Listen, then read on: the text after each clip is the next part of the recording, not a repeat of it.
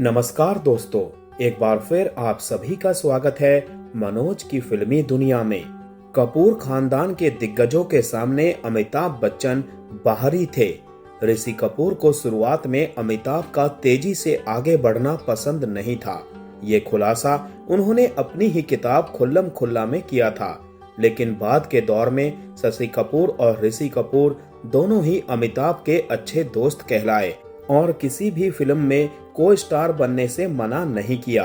दोस्तों, वीडियो में आगे बढ़ने से पहले प्लीज मेरे चैनल को सब्सक्राइब करके बेल आइकन को जरूर प्रेस कर दीजिएगा।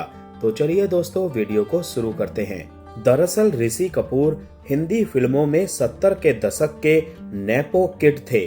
उन्होंने बचपन से ही लाइट्स, कैमरा, एक्शन की चकाचौंध देखी थी।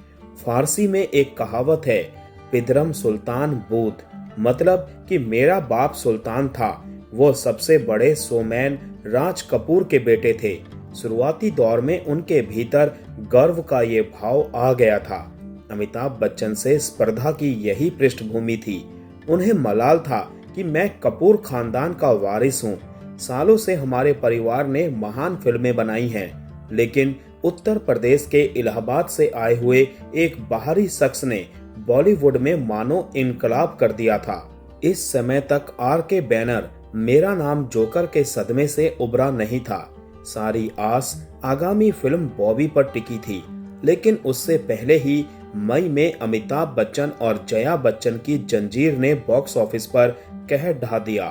प्राण और अजीत जैसी हस्ती के सामने अमिताभ का आग उगलने वाला ऐसा गुस्सा लोगों ने पहली बार देखा और उसमें बहुत बड़ी संभावना की तलाश की जाने लगी। प्रकाश मेहरा के डायरेक्शन और सलीम जावेद के डायलॉग ने जादू कर दिया था। हालांकि बॉबी जब सितंबर 1973 में रिलीज हुई तो उस फिल्म ने भी बॉक्स ऑफिस पर अपना इतिहास बनाया। इसके पर्दे के पीछे भी राज कपूर और ख्वाजा अहमद अब्बास जैसे दिग्गजों का हाथ था। ऋषि कपूर और डिम्पल कपाड़िया जैसे किशोर और किशोरी की जोड़ी, फिल्म की बिंदास लव स्टोरी, उम्दा गीत संगीत, दमदार डायलॉग्स, बोल्ड गेटअप, कॉस्ट्यूम्स और रोमांटिक लोकेशन आदि सभी ने मिलकर बॉबी को रातों रात ब्लॉकबस्टर बना दिया। उसमें एक ताजगी थी। पहली बार लोगों ने ऐसी प्रेम कहानी देखी जो कॉस्ट्यूम ड्रामा नहीं थी।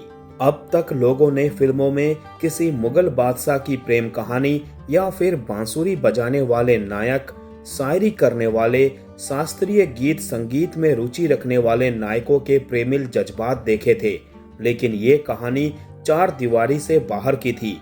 कहानी के इस मिजाज ने तब की युवा पीढ़ी को झकझोर दिया, नैतिकता की अनेक बंदिशों को ध्वस्त कर दिया। यही हाल जंजीर में भी था, जहां सोसाइटी का मिजाज बदल रहा था। भ्रष्टाचार और सिस्टम के खिलाफ उबाल आने लगा था। दोनों फिल्मों में बदलते समय की तासीर थी। सन 1973 में अमिताभ बच्चन और ऋषि कपूर की ये टक्कर वाकई बहुत अलग थी। एक खानदानी लवर बॉय, दूसरा स्ट्रगलर एंग्री यंग मैन। दोनों के रोल में बुनियादी अंतर था, लेकिन ऋषि कपूर को अमिताभ बच्चन का तेजी से आगे बढ़ना बिल्कुल भी पसंद नहीं आया। उन्होंने अपनी ऑटोबायोग्राफी खुल्लम खुल्ला में इस बारे में बहुत ही विस्तार से और ईमानदारी के साथ खुलासा किया है।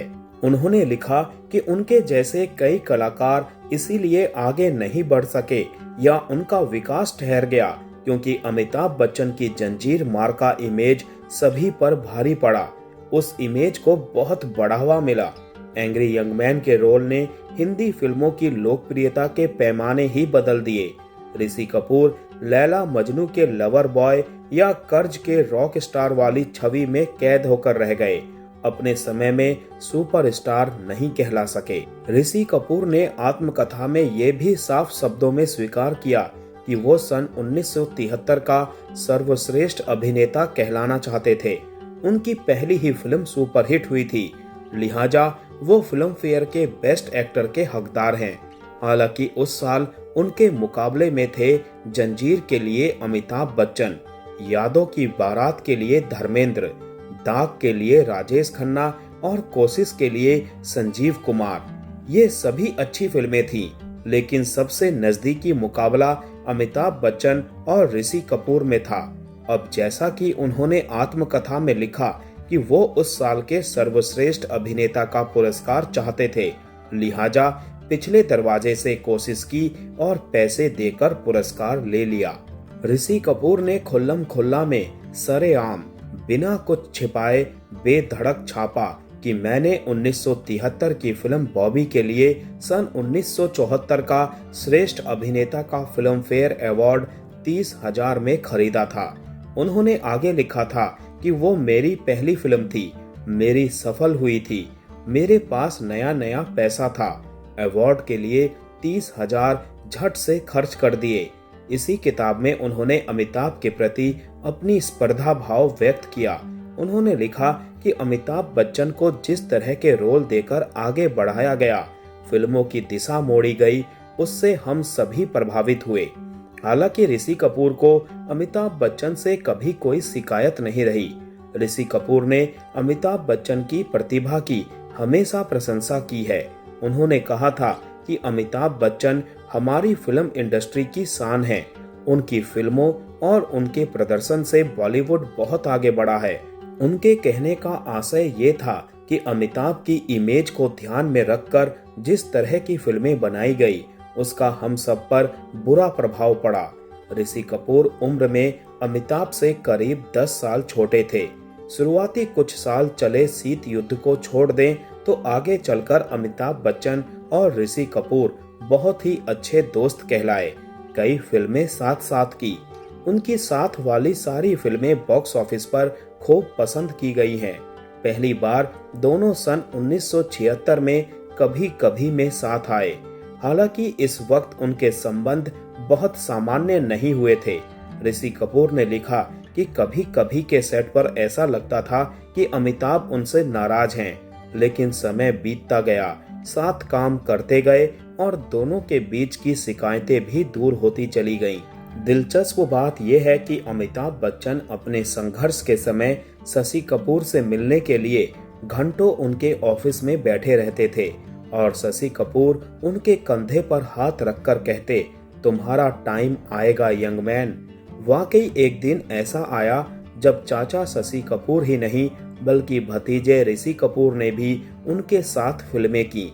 अमिताभ बच्चन और शशि कपूर दीवार, त्रिशूल, सुहाग आदि में दिखे तो अमिताभ और ऋषि कपूर अमर अकबर एंथोनी, नसीब और कुली से लेकर 102 नॉट आउट तक कभी भाई, कभी दोस्त तो कभी पिता पुत्र बनकर आते रहे। अमिताभ अपने लार्जर देन लाइफ किरदारों को निभाकर इतने बड़े सुपरस्टार बन चुके थे कि उस दौर में किसी दूसरे अभिनेता उनके सामने कम ही मजबूती से टिक पाते थे।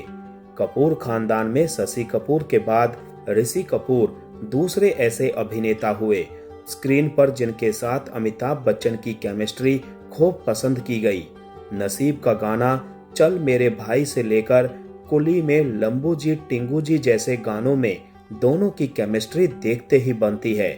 ऋषि कपूर आज इस दुनिया में नहीं है, लेकिन उनकी जन्म तिथि 4 सितंबर और पुण्यतिथि 30 अप्रैल पर उनके तमाम प्रशंसकों के साथ साथ अमिताभ बच्चन भी उनको शिद्दत से याद करते हैं। अमिताभ और शशि और ऋषि ने हमेशा एक दूसरे के काम का बहुत आदर किया है। तो दोस्तों, आज का वीडियो यहीं समाप्त करते हैं। मिलते हैं नेक्स्ट वीडियो में। तब तक के लिए आप सभी को tata bye bye, take care.